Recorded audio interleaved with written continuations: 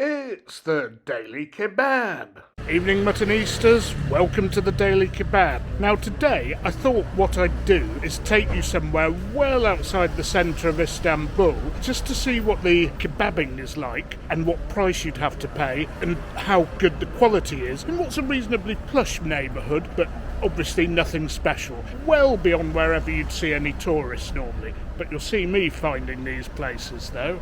I know I keep saying this, but this will be a bit of a shorter video because I only have 2 matches to predict. Still have 4 to review though.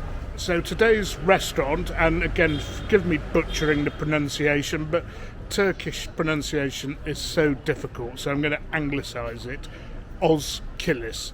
I know people from Turkey, if they're watching this, will be rolling around the floor in laughter when they've heard me butcher that. But anyway, the food is supposed to be good, it's packed, they have a TV screen, and it's full of locals, so let's go in.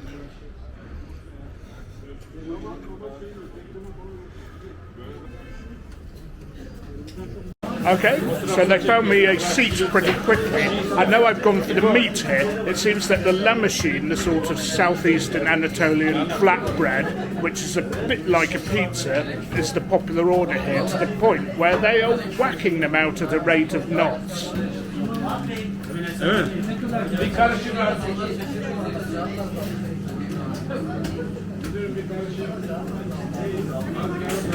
So here we are, the process of making them. Flour's kneaded and then shaped, and then another gentleman is adding mincemeat, and then those huge wooden boards go right into the back of what's a huge oven to produce a lamasheen. So I think I'm going to get a mountain of food here. Yes.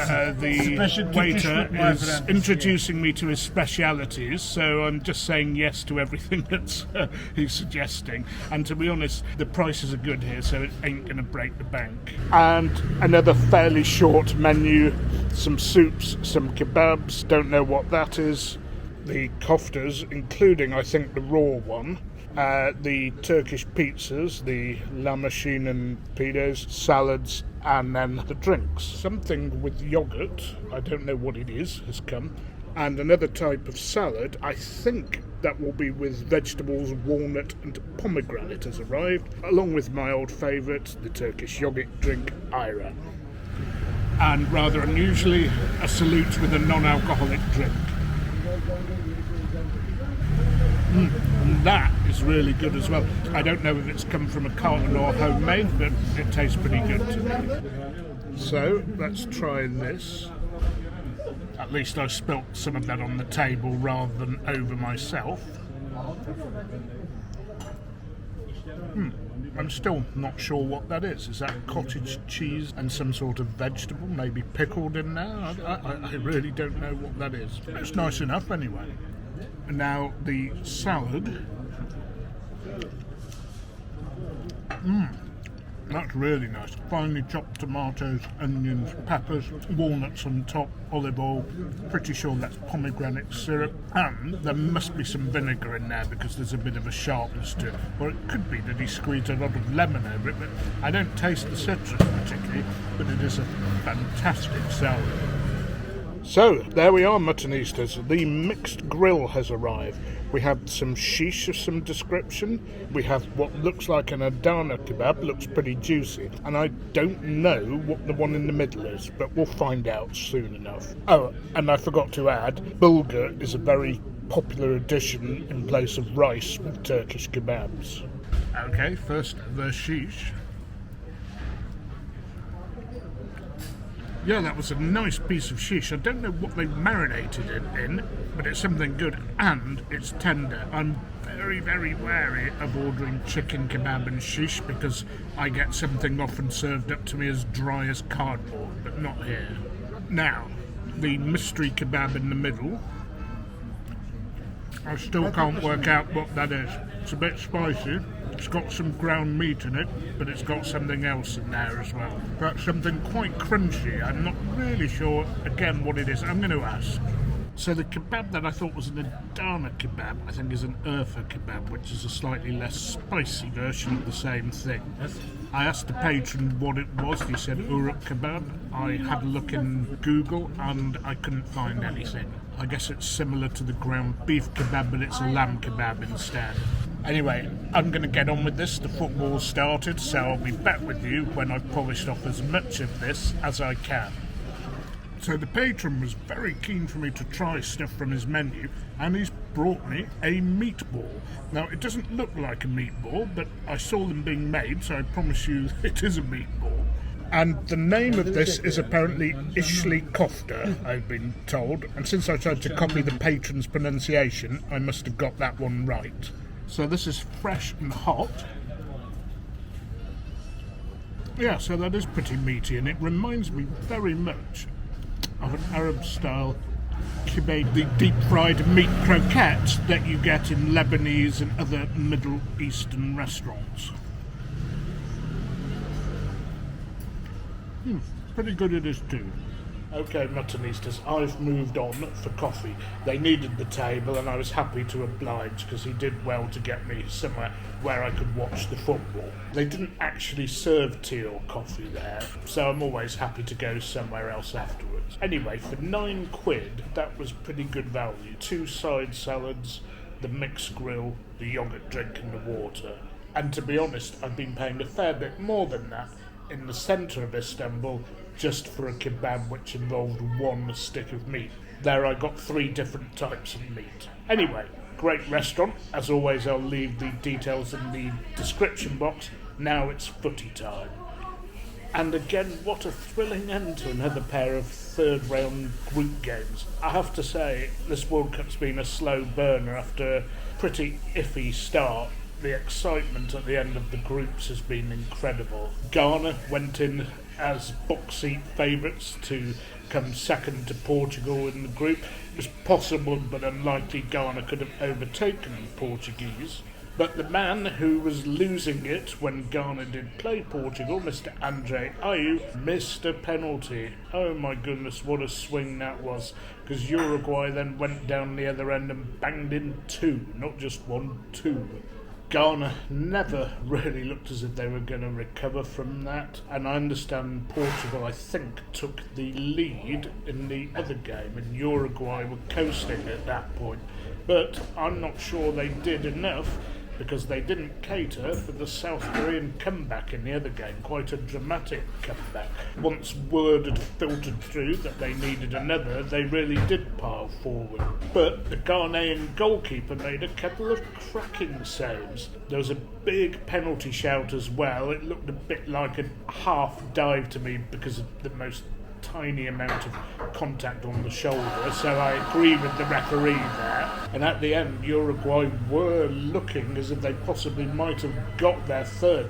I thought there was a bad miss by somebody at the end. I apologise for not knowing the name of the striker, but I will leave a subtitle.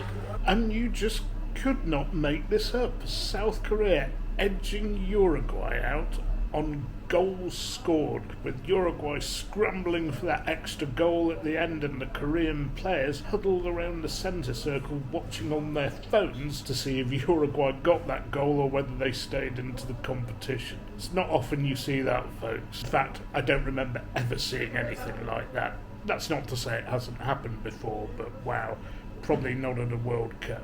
Anyway, I digress a little bit, and I did predict a bit of a bad-tempered game, but the most bad-tempered part of the game seemed to be with the Uruguay players surrounding and jostling the referee at the end, who was flashing the yellow cards about. I think maybe it was only 1 yellow card, but I thought somebody was going to get sent off after the final whistle, but he was quite keen to escape down to the safety of the tunnel. Another great day, another great round of matches. Let's hope that the final round of group matches tonight, because I'm in the interval between the 2 sets of matches between Brazil and Cameroon and Serbia and Switzerland, will be equally dramatic.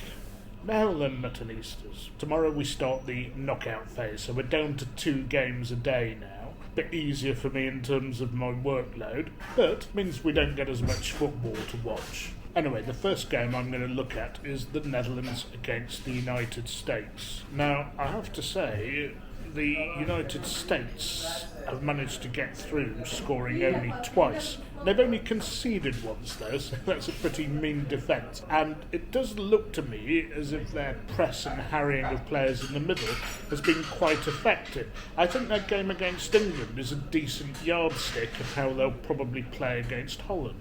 The Netherlands came into this World Cup on a great run of form. However, I have to say they've been okay, but nothing more than okay so far in the group stage. Of course, things can change. We might find that Louis van Gaal and co are now the greatest thing in sliced bread in a few weeks' time. But I think this is going to be uber tight. I think it's going to be 0-0, go to extra time, possibly to penalties, and I think the experience of the Dutch will just about see them through.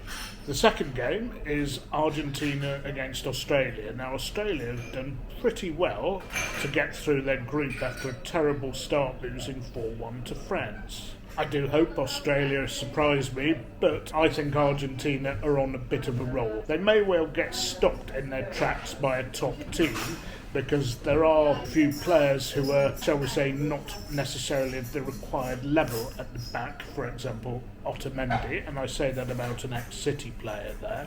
Obviously, I have no idea whether he'll start or not, but they have looked a little creaky against opponents. On the whole, just weren't good enough to punish them for it.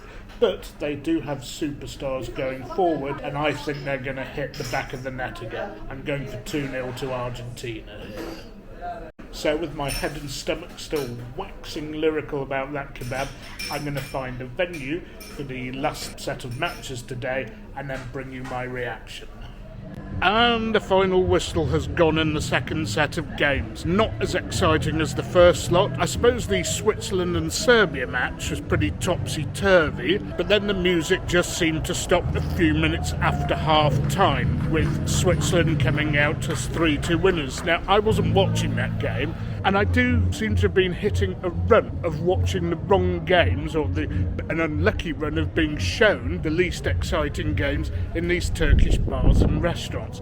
It was a pretty poor game. Brazil had most of it, didn't do much with the ball, had some chances, and Cameroon were very negative, just hoping to stay in it and nick a goal, which indeed they did. It was a really beautiful cross and header, but boy was that guy daft getting sent off for pulling his shirt off at the end and high-fiving the referee. I mean, what would have happened if Serbia had scored and the 10 men of Cameroon had buckled in the 6 or 7 minutes of injury time left? What a disaster that would have been.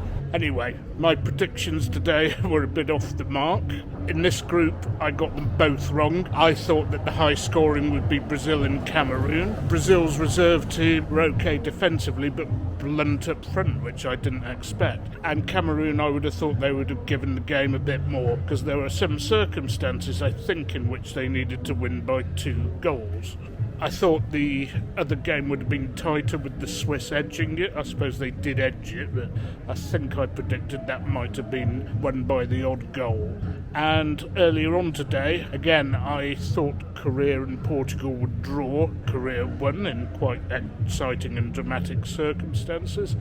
And then I thought Ghana and Uruguay would kick lumps out of each other, although the Uruguayan players wanted to kick lumps out of the referee.